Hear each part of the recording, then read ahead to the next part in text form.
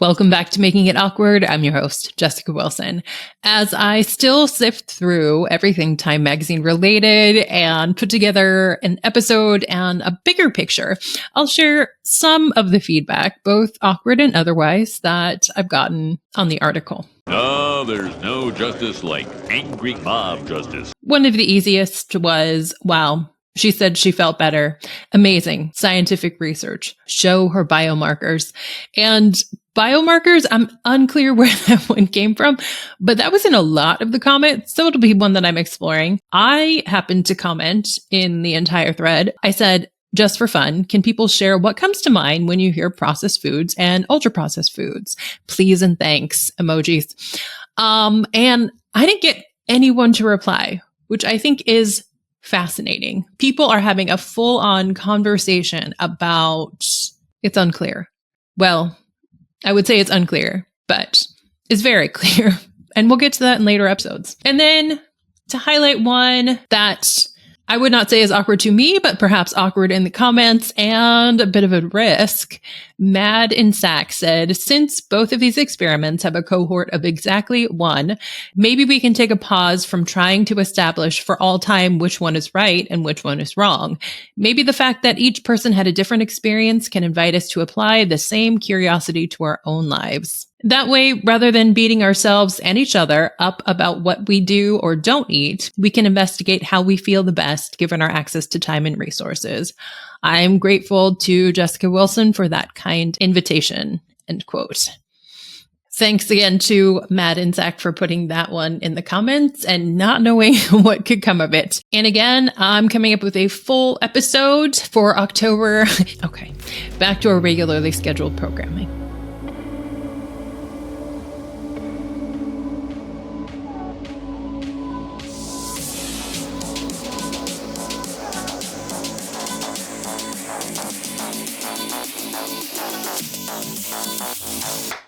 Welcome back to Making It Awkward. I'm your host, Jessica Wilson. In today's episode, we explore the lore and longevity of the Mediterranean diet, which we'll call MedDiet, with dietitian Sherene Chou. I also asked her about the Blue Zones diet and the Planetary Health diet, which was new to me until about a month ago. She also mentions what we can expect the new superfood to be and what concerns her with that rollout.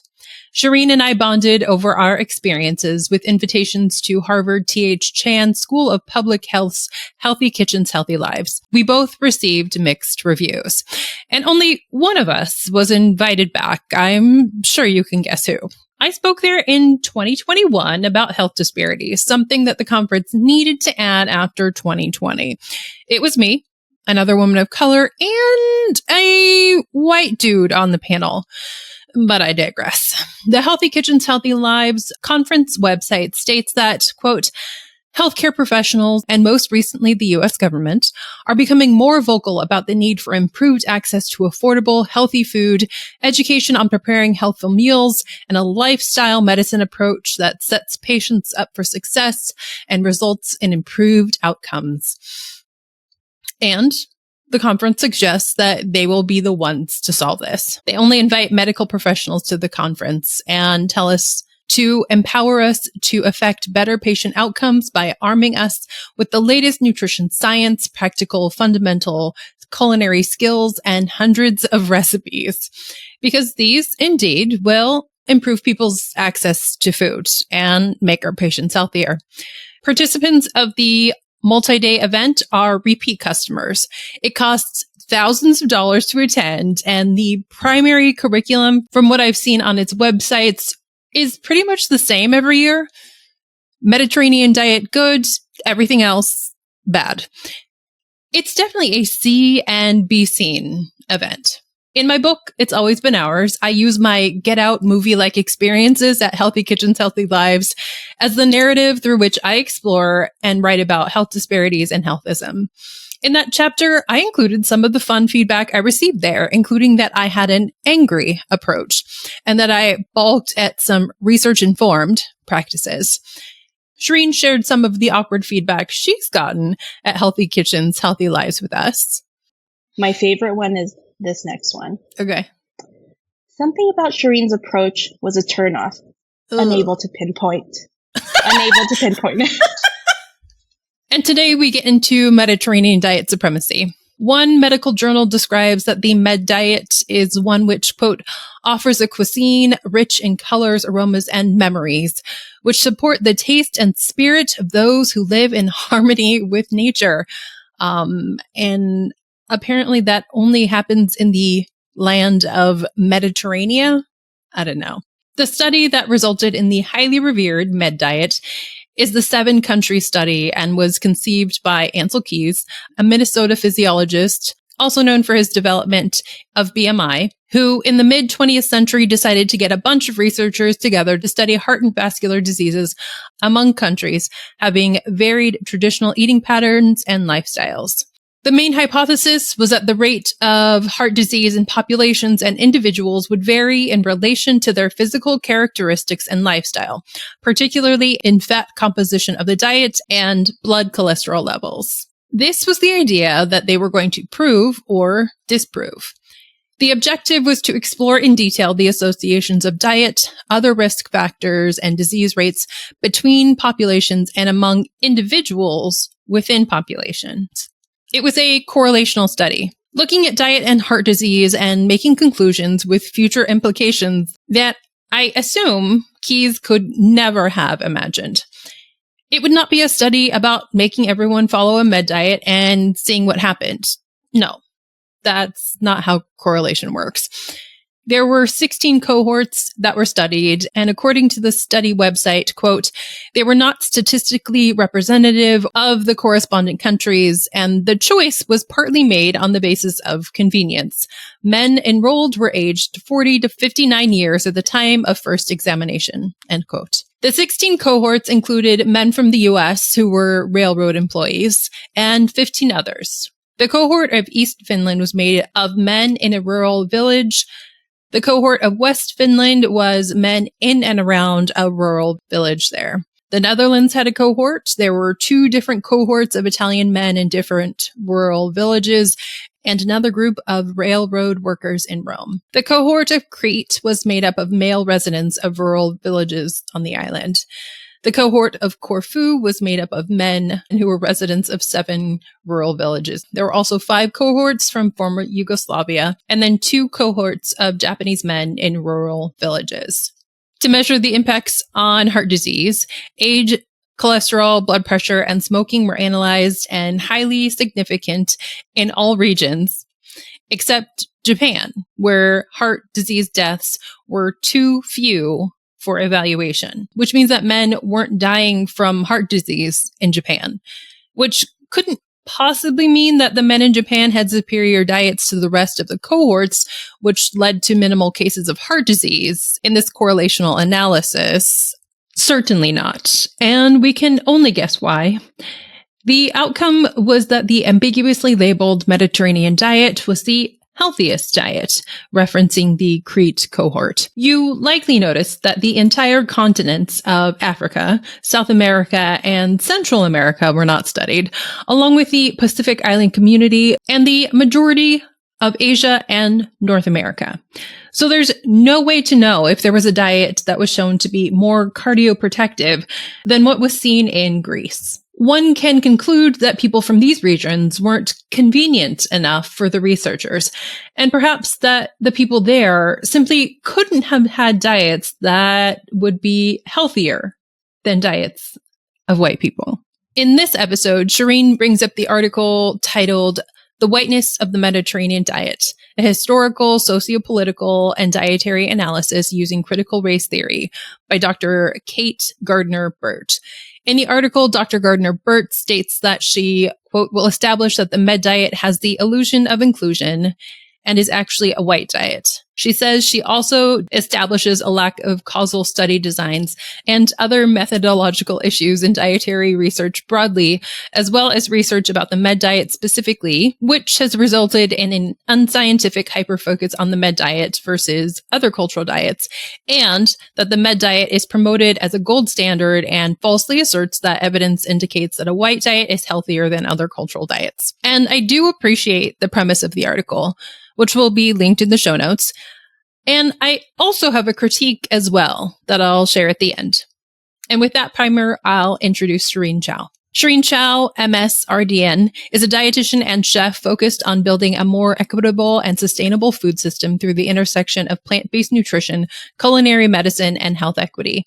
As the daughter of immigrants and Chinese medicine practitioners, she grew up bridging Eastern and Western philosophies and the importance of celebrating cultural traditions.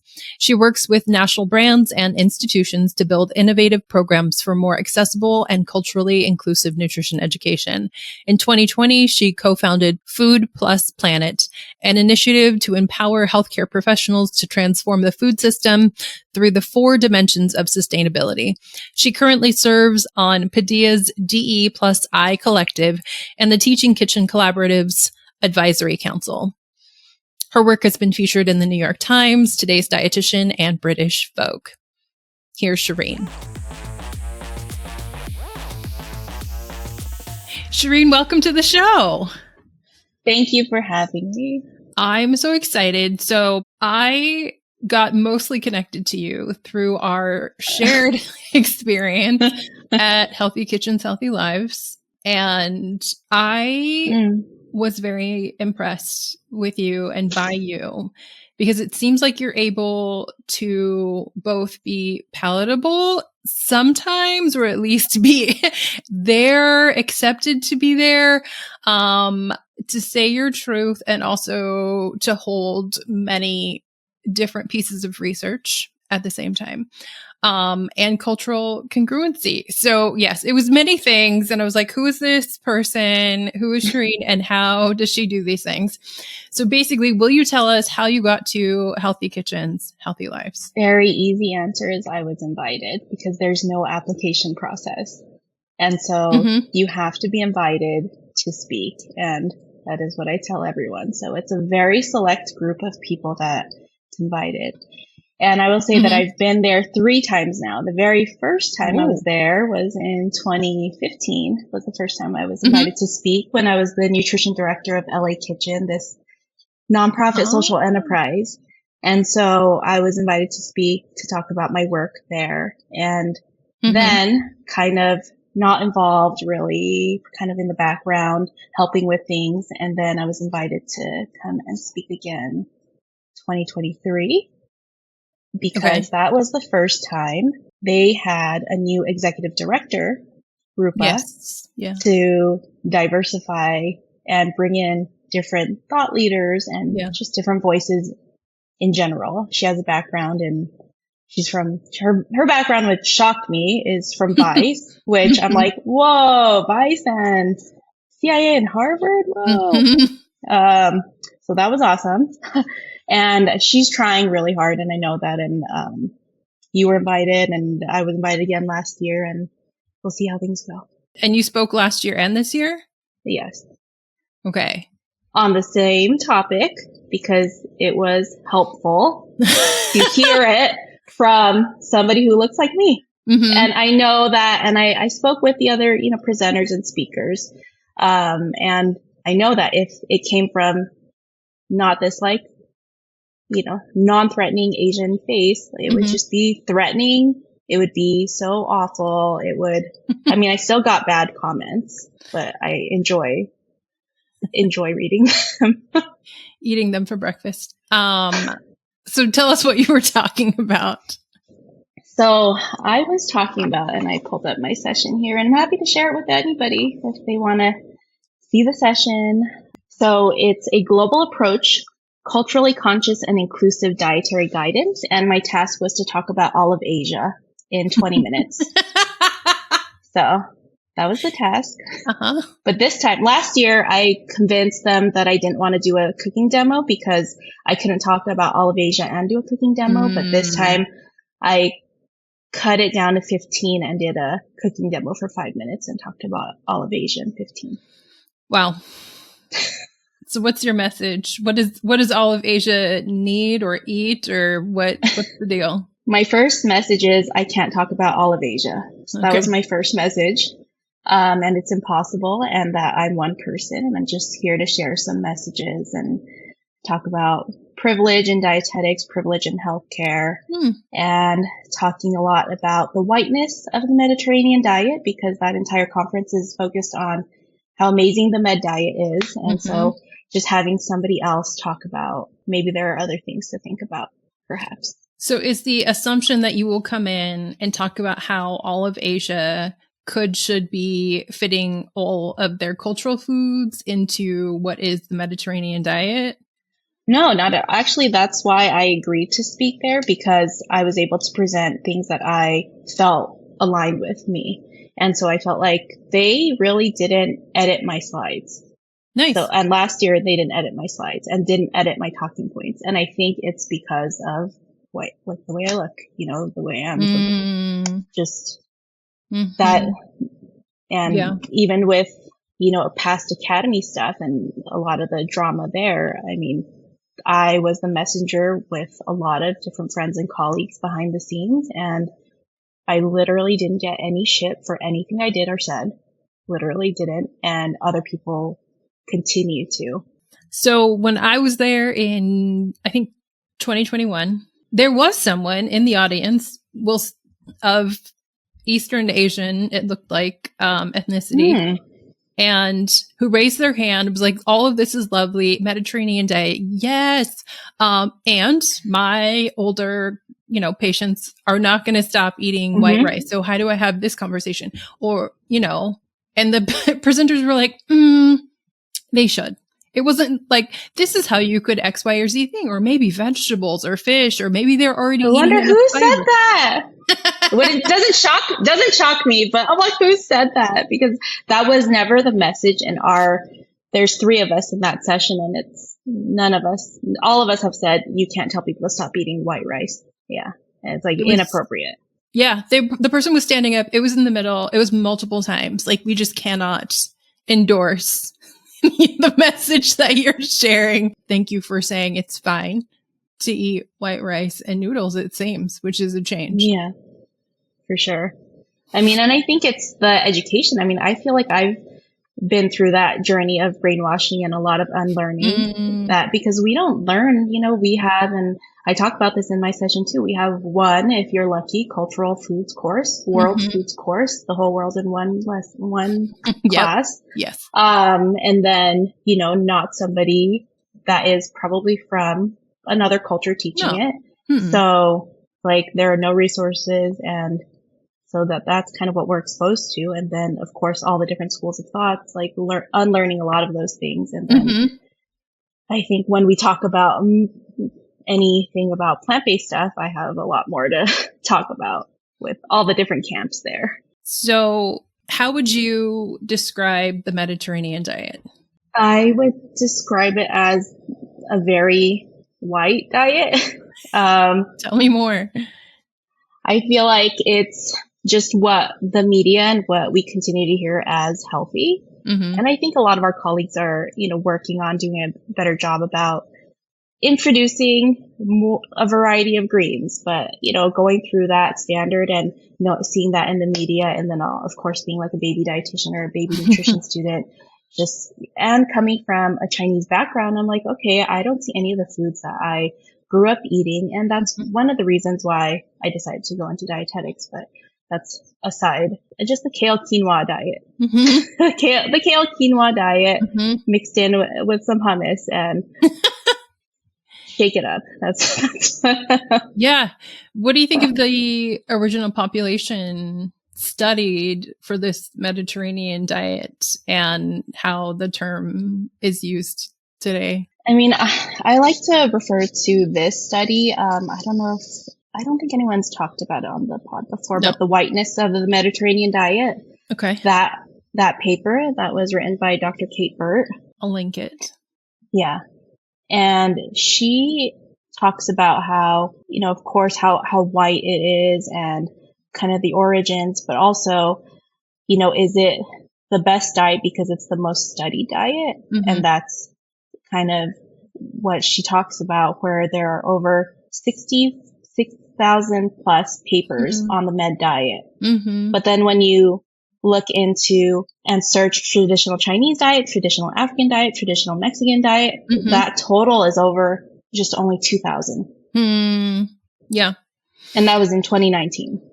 So 5 years ago. So if we're consistently publishing the same things, studying the same things, having the same people study the same things, you know, are things ever going to change? Yeah, it was at Healthy Kitchens, Healthy Lives when I said there was not a diet that you all, them all were studying from Africa. Like there was not on the continent a diet from Africa. So like, how are you making these assumptions? We don't know so many billions of things. And they were like, oh, that's okay. Africans actually eat beans and this, that, and the other. So what we do during or through old ways or pathways, or I'll put it in old here. ways, we just make the African diet the Mediterranean diet. Like, oh, great answer. That's, you know, definitely the question I was asking. I'm glad you have a solution for it. I don't understand what is happening here.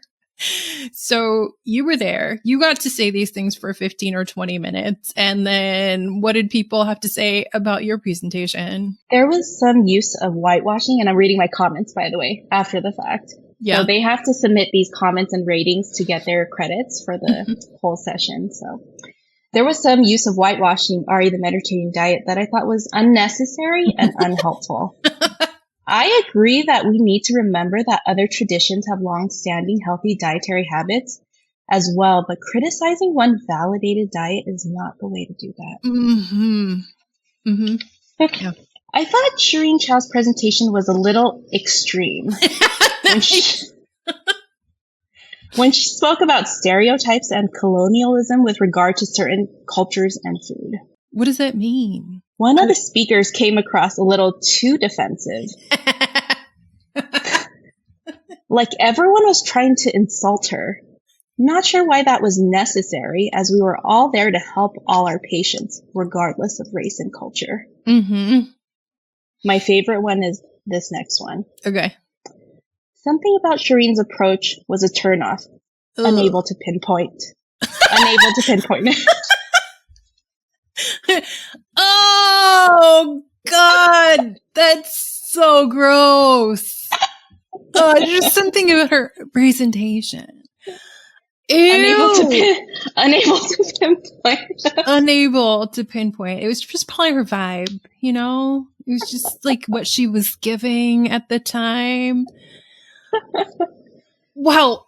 And to describe these are health professionals, by the way. Yeah, these like are at the top of their game. This is a very expensive conference. Exactly. It is in Napa. It is not near an airport. You have to fly in. You have to stay in Napa. You have to get to the conference from SFO or wherever it is. It's not easy to attend. Yeah. So top thousands of dollars too. Yeah. Fantastic. Yeah. So expensive. I don't know why people come here if these are the things that they're sharing. Like if you wanted another presentation on the Mediterranean diet, you could have read an article. What are you doing here? I don't understand.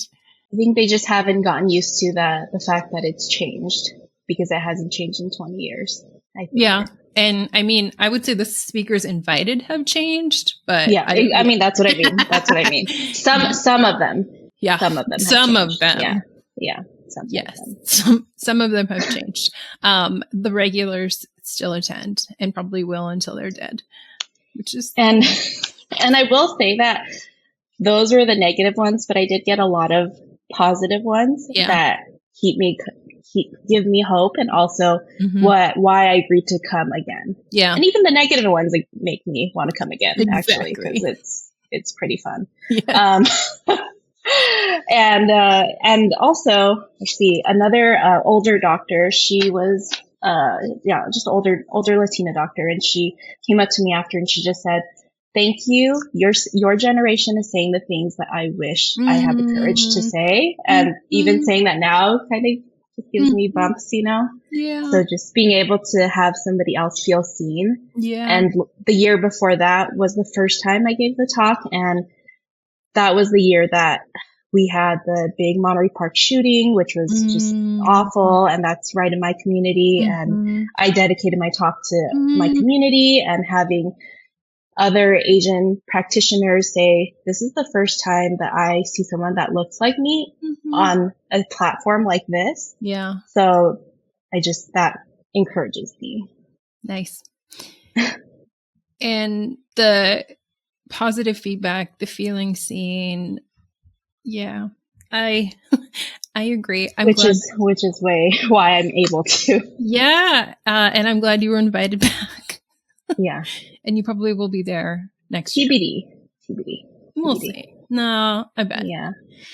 Man. So how do you hold the Mediterranean diet field? Also, I'll say that there is also a very strong plant-based thread through Healthy Kitchens, Healthy Lives. Walter Willett is proudly vegan, but he would probably say plant-based. It's fine. And so not just Mediterranean diet, but actually all we should be eating is vegetables. And the cooking demos are often how to make vegetables taste good to people. And it's supposed to be it's also supposed to be for people like me who teach, cooking class or whatever it is, to take it back to my cooking classes and be chopping up eggplant for my patients in my clinic. And the idea is that you just have to make healthy food taste good. I heard mise en place there for how I'm supposed to tell people to eat. And I just, again, am who are these cooking classes actually for? I don't know. I really don't know. I mean, it's definitely for a different population. I mean, again, it's the people going there are a select group, very much a select group of people. Yeah. And I hate it's I have a confession, Jess, I'm vegan. Yes. I mean, I assumed based on your website and other things. I'm vegan, but I hate, being associated. There's so many different camps in the vegan camp. And I was born and raised vegetarian.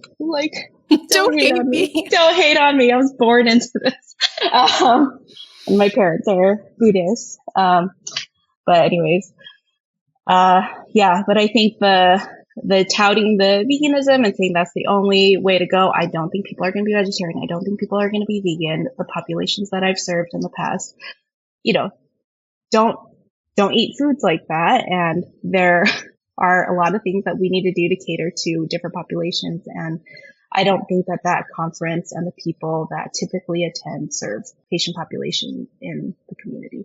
Yeah. What do you think, or I guess how have you talked about plant-based diets in lower income areas and to folks of color? I haven't really talked about plant-based specifically in that regard. So my first job as a dietitian, I was the nutrition director of LA Kitchen, and we worked with people who are former foster youth, formerly incarcerated, formerly houseless individuals.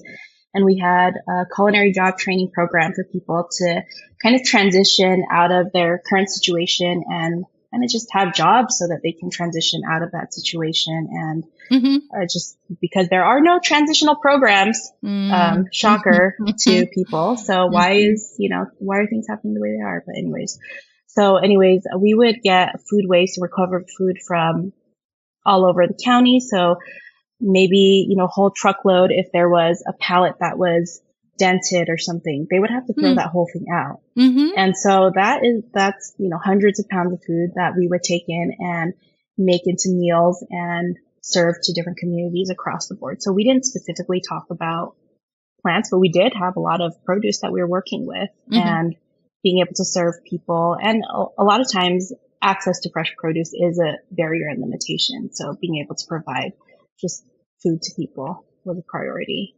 Yeah. So do you think it's okay for people to eat noodles and white rice, Sherene? Yes, there are full-on restaurants that are just serving rice, just serving noodles. And every single day, my question to myself is, do I want rice or noodles? I love it. Every meal is, do I want rice or noodles? Very rarely bread, but it's just what I grew up with. That's fantastic. I can't tell you how many conversations I've just had about rice and noodles and whether or not it's okay. yeah, again, going back to your questions, like, who are you serving? Who are you talking to? Mm-hmm. And why are we making everything so scary? Yeah, that's a great question. Speaking of Mediterranean diet supremacy, can you tell us about like the newer versions of these things? We can start with blue zones if you don't mind. I feel like, yeah, and I don't mind. Blue zone, and I even back in the day taught a class on blue zones until I met the person who kind of coined it and created it. And that was very recent and very interesting interaction that I'll just leave it at that. I'm like, so blue zones, I mean, there are different areas around the world that have people who live really long and healthy lives, centenarians, so people who live over 100. And I think you've touched on that with the NPR article and NPR segment on that. And I will say that there are 9 different principles to the blue zones. And I do like, the meanings behind a lot of the principles, put your loved ones first. Like, we all want to do that. We want to have a sense of belonging. We want to have a sense of purpose. We want to have a sense of community. And we, if we're able to have some movement in our lives and create some downshift, so downtime. But then there are the ones that are focused on food, which I just very much healthism and following along those lines and lacking. And I think in a lot of these different newer diet models, if that's the best way to call it, not talking about all different aspects of food access, and blue zones including, it's talking about having a plant slant, which, if you're able to have access to, more plants and vegetables, like, that's not a bad thing. But also, are we able to, I think it's the lack of discussion and inclusion of the full picture is what bothers me about a lot of the organizations, about a lot of these diets, and just a lot of health professionals in general. Because it's like, tell me you haven't worked with other people outside of the people that you look like, without telling me, because that's exactly what you're saying. And then also not ever transforming your view or kind of progressing in your views of how you can best serve or best learn about newer things, people, communities. I mean, I think it's very telling. And, unfortunately, I have hope that people want to improve. I mean, ultimately, hopefully they got into healthcare because they want to help people. Sure. Sorry, I didn't mean to. Yes, I agree. I agree. But I mean, based on different people you've had on here, I mean, it's just like they're very much stuck in their very specific views and just kind of holding on to them, even if it for some reason makes them sound very uneducated by being so educated, supposedly. Yeah, that's a good point. And then the latest diet, I think it came across in like some nutrition listserv. It was like the Planetary Diet. And I was like, wow. So with the Mediterranean diet, that was for health. People were vegan for the animals, and then they were plant-based for their health. And blue zones were going to make us live to be 100, which is also, I will side note, like the fact that they think we can behavior ourselves into environments that exist to like benefit people to live to 100 are fascinating, but that's side note. But then with the Planetary Diet, we can eat with the planet in mind. So it's this like beyond moralistic argument about myself. It's like, actually, I'm doing it for the population of the world so the world can continue. And I was like, wait, how? What? I don't want to see it. It's very overwhelming. And I think that this is what happens because there's so many nuances to all the conversations. But I think ultimately what we see when we see these different models is this is what happens when you don't invite different people to the table, so to speak, to really bring in different perspectives and talk about, bring in a variety of research and bring in different people and perspectives and voices. And the diet you're referring to is EAT-Lancet diet, so the Planetary Health Diet. And that diet actually, I think I sent this to you too. It was so controversial. There was a Twitter war on this when it was published. I'll probably have to send that to you. There was I think a Twitter war And then that Twitter war was published. I'm excited. So that was published when this paper came out. And I think that, it's so hard to talk about, like, because I feel like people want it to be one way or the other. And I always am about the nuance. You are. Of things. You're like a master at nuance. Yes. And I think it's really important. And going back to one of your other questions is, how do I hold like multiple truths? Yeah. And I was thinking about this for a while, and it was just, I feel like it's my duty, and how can I be in these spaces where I don't fully agree with, how people are showing up and what they're saying. Mm-hmm. And the best analogy that I came up with is jury duty. Oh, that's amazing. Right? Because I feel like there is a duty for us to show up and to be there. Mm-hmm. And there is some sort of public service element to it, because I am very ultimately an optimist and very hopeful. And I do feel like, and maybe it's because, the VP was chosen today. I don't know. That I feel extra hopeful today. But I just feel like that, that there is a part of us, as health professionals, where we do have a different perspective, and it is up to us to share that perspective. And if we don't, then the people who are continuously quoted, the people that are continuously seen, are just the same people and the same messages. Mm-hmm. And kind of, where does that lead us? Yeah. Nowhere is my answer. Yeah. Yes. So I keep sidetracking all these different things, but the Planetary Health Diet is put out by EAT-Lancet, the EAT-Lancet Commission, a few years ago. And that is a very specific diet. And I think there's a plate around it, and talking about all the different percentages of what types of foods you can have, that you should have, what things that you should be limiting, all these different things. Mm-hmm. And I think it's just, when you look at the people behind it, I don't know if you've seen the people behind it. Basically Walter Willett and his friends. It's basically the same people. And again, what's lacking is the perspective of basically how most of us eat, what people have access to, available to. Do I think eating more fruits and vegetables is great for us? Mm-hmm. Yes, I do. I don't think any health professional or dietitian would disagree with it, but it's, how do we talk more about the things surrounding that, and the whole food systems perspective of the policy shifts, the policy changes, and then also why I decided to kind of eat plant-based, vegan, if you want to call it, is because, and it wasn't, not that I don't care about animals, but that wasn't my primary reason. That's not my primary driver. The primary driver for me was really learning about the politics behind a lot of things, and the things that we do in the US, and the policies that we have around food, our food systems. And, I was pulling up one study, and this was just published last year. It's from the Economic Policy Institute, so not revolved around food specifically, but when we talk about sustainable diets or the food system in general, and when I talked about the different inputs and the workers, last year they put out just a study talking about how on average 27 workers a day suffer amputations or hospitalizations based on OSHA data, and mostly from meat and poultry companies.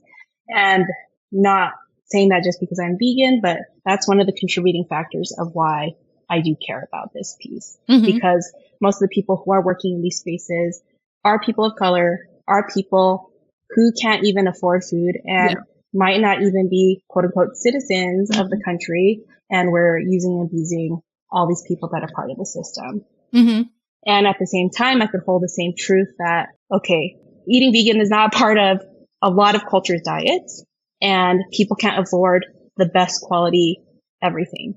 And that's the reality too. And so it's, how do I hold all these truths, and what can we do from all different lenses and the places that we have influence to change these things. And I've worked on the policy side of things to advocate for changes, advocate for more voices. I've worked on, the organizational side of things. And right now, just for my organization, working with health professionals in general, just to talk about all these different aspects of the food system, not just, hey, go eat this and follow the Planetary Health Diet, and that's it. Because that if that worked, then that's what would be happening. Right? But it doesn't work. Yes, that's what gets me every time. I'm like, Mr. Willett, Dr. Willett, your stuff is so old. If it was working, we would all be thriving right now. Yeah. So what's the disconnect? Yeah. I don't understand. And it's like, how do we continue to break down these barriers and be less divisive, but just inviting more people to the table and just making things more accessible? How can we do that? Mm-hmm. I mean, we don't even have, to this day, language specific guidelines for different cultures and cultural plates that are specific for communities. Right. Bowls. Not even. Yeah, exactly. Mm-hmm. Bowls. And that's another point I say in my talk. It's like, we talk about my plate, but and I show a slide of all different cultures. No one's using a plate. Everyone's using a bowl. People are using all different utensils. Yep. Like, this is just not, it doesn't apply. Mm-hmm. Let me ask you a question that I have often wondered. So Black and brown people often used as like a reason for people to change their personal behaviors.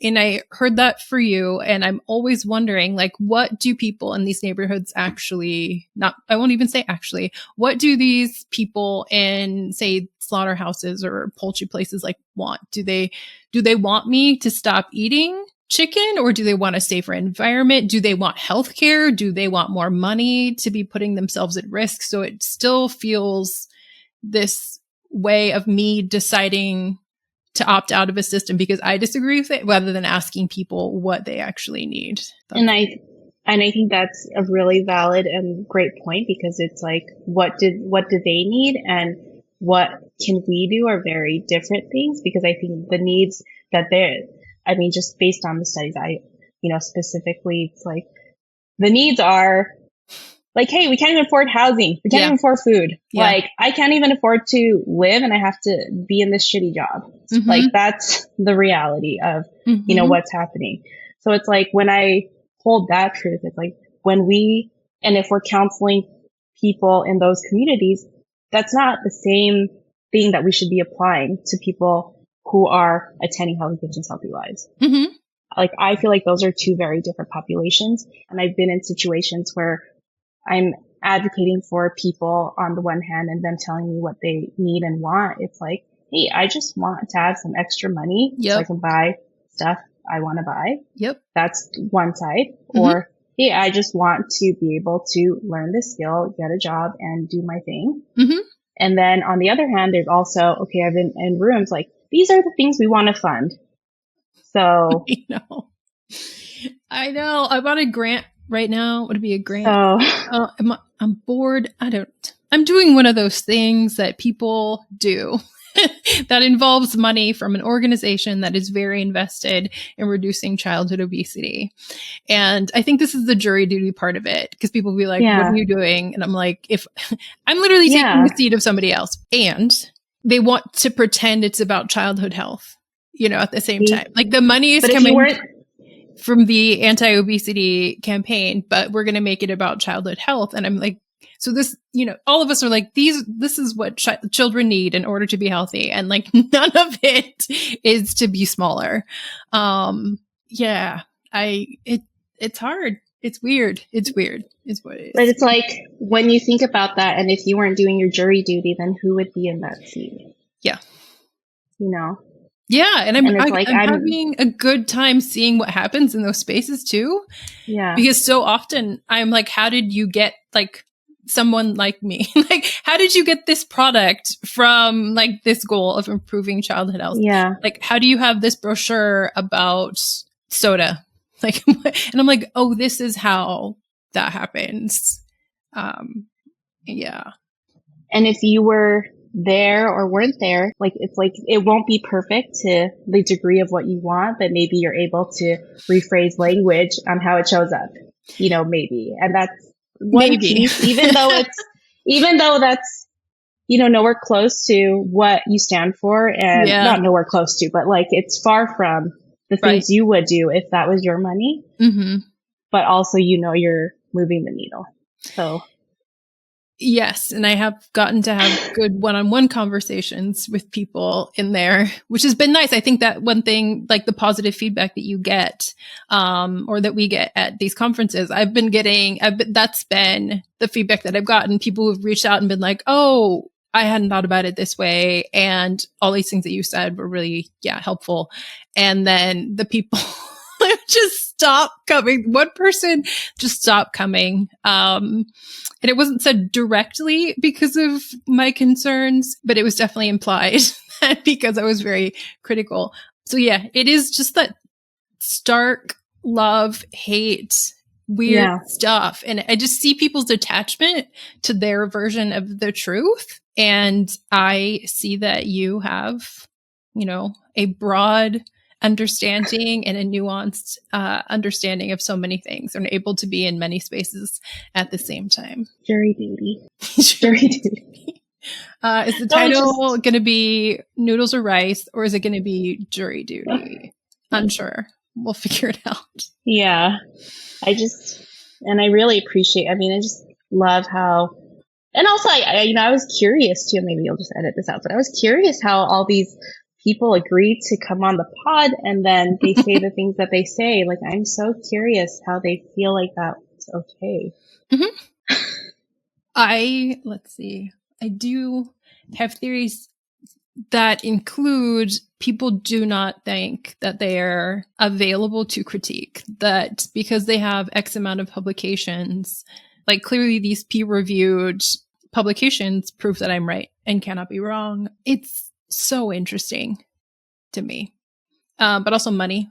Like, I think of Steve Dunn, money makes me feel very confident. And if somebody disagrees, that's fine, because I'm going to be fine.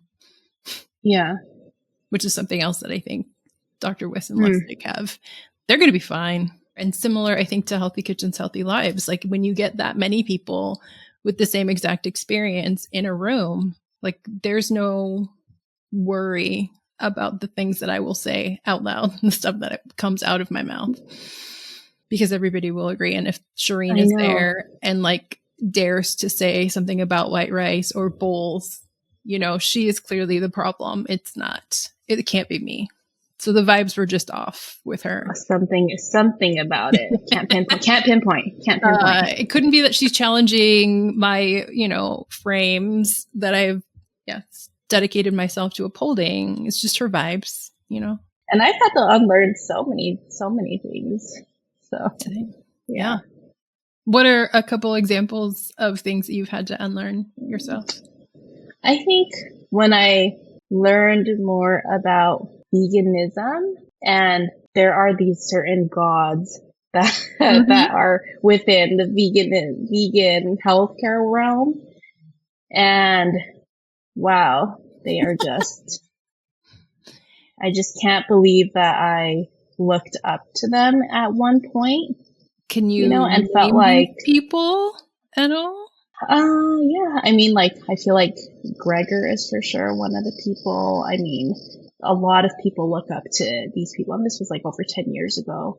But it just, I feel like when you first approach, healthy, after, from our education, like when you first look into it, it's like, what are all the different schools of thoughts? Yeah. What are the different ways we can go about these things? And then again, like, who's most published? Who's the longest? Who's done so much more? Who's done these interviews? Who's, associated with these orgs or those orgs? And, that we, as a society platform. And I think, again, going back to like why it's important for us to show up in these spaces, it's just like that fine balance of, do I say everything and then not be part of it? Do I say some things and then try to continue to be part of it, but it is exhausting also? And it's always that fine balance. But these things, there's even a school of thought where it's called SOS, which I don't even know if you've come across that, which you will find very disturbing. What is it? It's SOS is this whole subset of veganism that people subscribe to. Okay. I don't subscribe to it. I've never subscribed to it, but it's no salt, no oil, no sugar. Okay. It's called SOS. Okay. So are we now raw vegans? Or no, is there still... No, because raw vegan is very much oil. Okay. And fun fact, I worked at the premier raw vegan restaurant in New York City, Pure Food and Wine, to learn about raw foods because I didn't know anything about it. So I was like, let me learn about what this was about. When was this? Yeah. This was in 2012. I went to culinary school in New York before becoming a dietitian. And I wanted to learn more about what the hell is this? So I went to go work there and learn about it. Wait, so what is it? Like, what was the most ordered thing? What? Yeah. I mean, I worked the dessert station, so I loved my station. Yeah. So I did ice creams and brownies, raw brownies, but they're good. I've seen your vids, but this place, if it still existed, I think you should try at least the desserts. But unfortunately, it doesn't exist, and there's a very fun reason called the Netflix series Bad Vegan. Yes! Okay, that was that. Was that connected? That's the restaurant. Oh, man. You have lived so much vegan life. Like, this is amazing. Oh, I'm so excited. So, was it for real? Did you watch it? Was it accurate? Oh, yeah. I mean, yeah, my friend who just... Shout out to Chef Nin, my friend who just came to visit me last week. She actually did the PR campaign for that after. So she cooked for this whole Bad Vegan PR campaign. Wow. To send Uber Eats foods to people. And all the people interviewed, I knew the people who were all interviewed. Oh, why didn't we have a podcast episode about this? Okay. I don't know. It was so good. And also, oh my God. 6 years ago, I had no one to tell because it's just like so niche. I was at a conference and it was the first Plant-Based World Expo conference in New York City, Javits Center. And just wanted to see what was up in the vegan or the plant-based world of like new foods and whatnot. Interesting story about that too. Anyways, I saw Sarma come out of the elevator at the hotel I was staying at, who was the owner. Okay. She's the star of that. Anyways, I was like, oh my God, this is such good like tea, but I have no one to tell right now. Yes. And anyways, that whole conference is interesting. And I've written several things to them about diversifying, like just who they're platforming because they're always putting the same old white guys up on a platform, talking about the same things at every conference. And it's just, that, and which is why I don't attend any vegan conferences or any plant-based conferences. Yeah. If you ever decide to, invite me. I can't. That's no. You have to draw a line. I can't. I have to draw a line of my jury duty, and that's where I draw it. Well, let's see if my next question falls above or below this line. Okay. You're in LA-ish. Yeah, so I know. Have you been to Erewhon grocery store? Not by choice.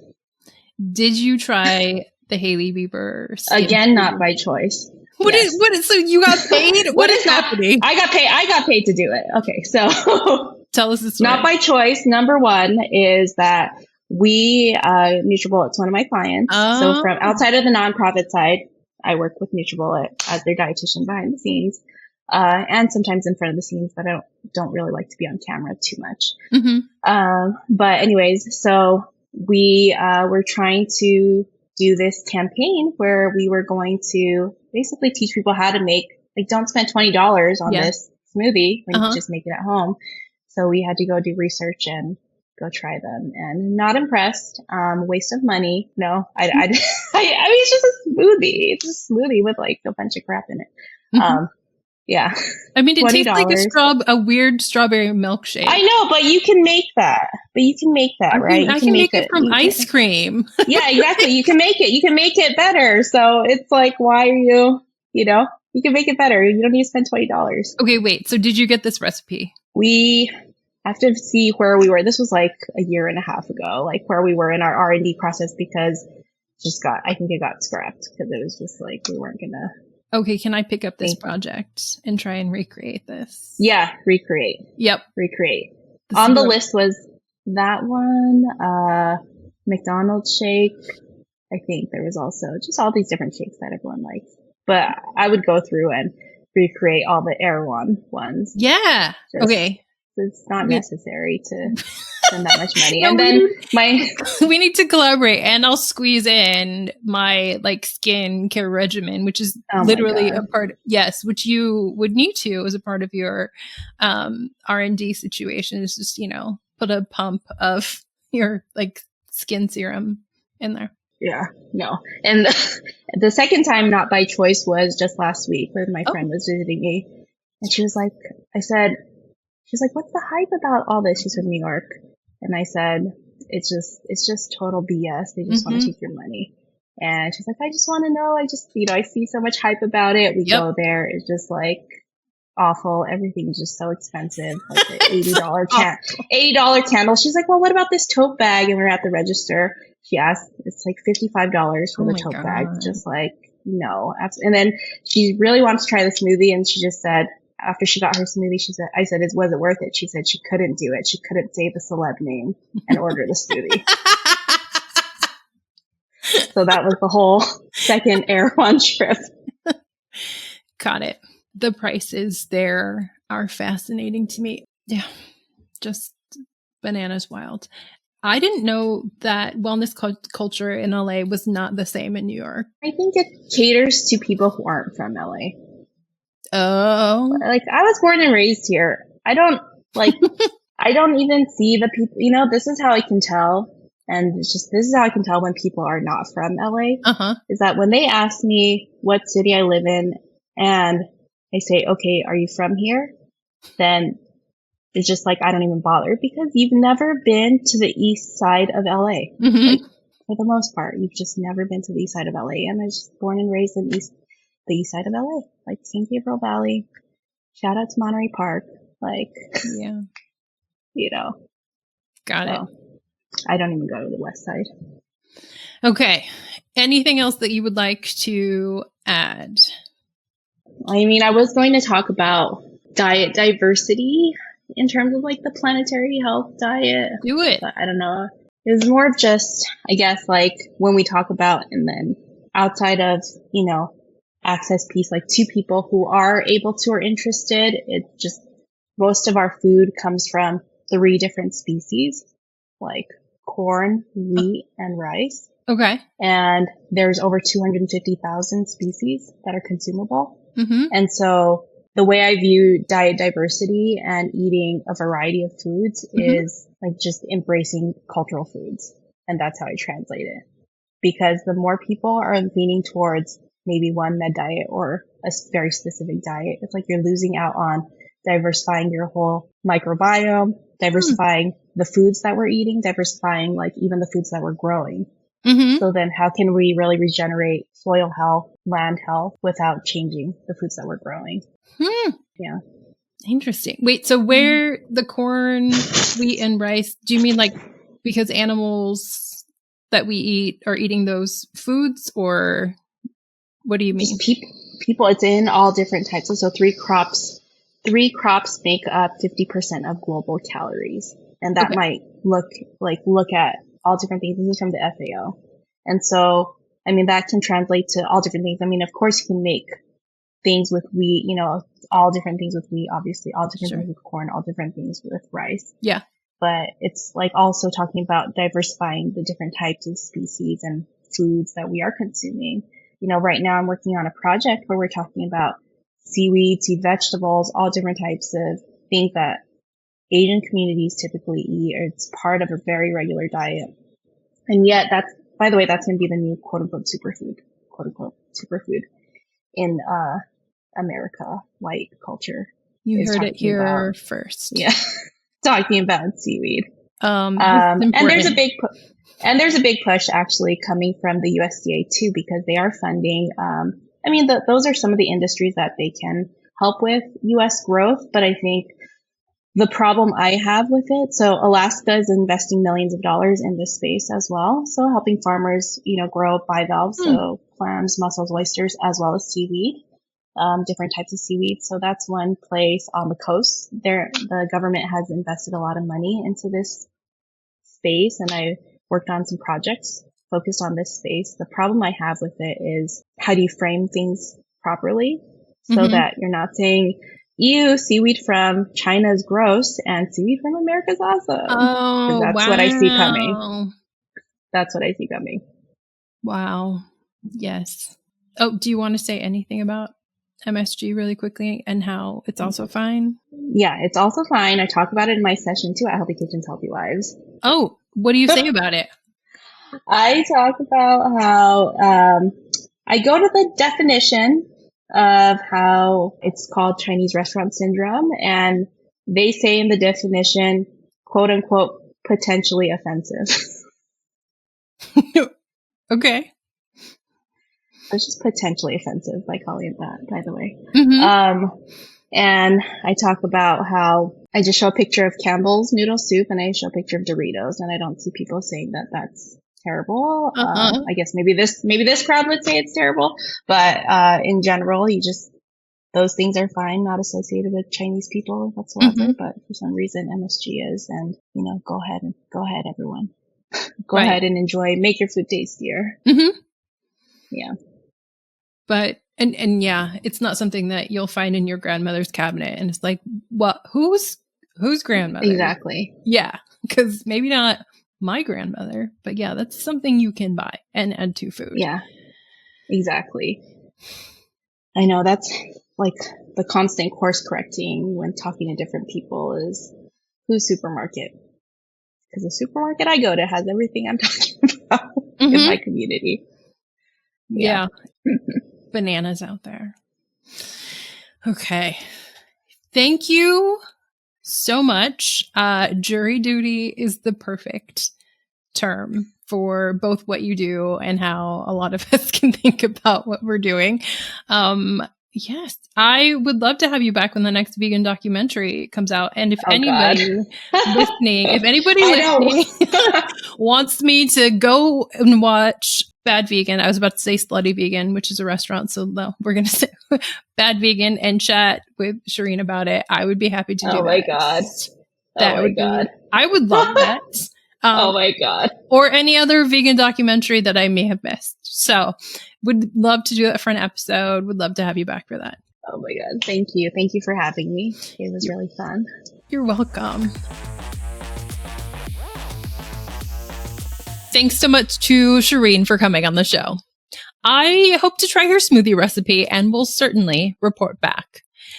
Regarding the MedDiet, it has been documented that Ansel Keys, that lead researcher, has said the diet is, quote, homemade minestrone pasta of all varieties with tomato sauce and a sprinkling of Parmesan, only occasionally enriched with a few pieces of meat. It also has, quote, so much bread, never removed from the oven more than a few hours before eating. Lots of fresh vegetables, sprinkled with olive oil, a small portion of meat or fish, maybe a couple of times a week, and always fresh fruit for dessert. So, pasta of all varieties and so much bread. Yet today, eating pasta and bread are pretty much forbidden on the Mediterranean diet. It's only quinoa, brown rice, and kale. Even with the study being incredibly silly and sketchy to begin with, the legacy of the MedDiet isn't even true to its origins. To return to that article by Dr. Gardner Burt, she says that, quote, in order to better include and serve Black, Indigenous, and people of color, BIPOC, dietary recommendations need to become as diverse as the U.S. population, end quote. And to that, I'll ask if BIPOC folks need culturally congruent dietary recommendations. In my conversation with Delina Soto, she discussed how Latine people were thriving prior to Western influence. So, I wonder what would happen if people were given access to food, shelter, water, healthcare, a less stressful life with access to community, and time to cook food. Would BIPOC still need guidance? Maybe after Western influence has messed us all up. I'm always curious about the conclusions people draw after pointing out disparities. Was this what dietitian Clara Nozick referred to as intellectual edging? Maybe a build with no climax? Perhaps. As you can tell from both this and last week, Erewhon is a staple of LA wellness culture. The mention in back-to-back episodes has got me more curious about the grocery store, and I'm feeling like a deep dive or a shallow dip may be in order. Next week, Kent Thomas returns to the show to discuss the Netflix reality series, The Boyfriend. It currently has a Rotten Tomatoes score of 100%. The show is Japan's first same-sex romance reality series and brings together 9 men looking for love and friendship over an unforgettable summer. I am 3 episodes in, and there's already a scene and plotline that I will forever remember and enjoy. The 9 men navigate starting a coffee truck together, and they're rich in friendship, connection, humor, and drama. I especially appreciate the setup of the hosts, 5 celebrities in Japan who are watching the show at the same time and debriefing with each other as the audience does the same. For those who haven't started watching reality TV, I think this is a great place to start. Kent and I will discuss what stands out for us regarding the relationships, as well as the intersections of body norms, desirability, and food.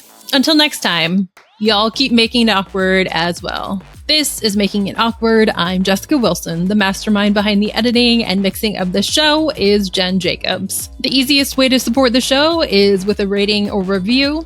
This show is sponsored by Patreon members like you and the Legacy of Sacramento Outboard Services.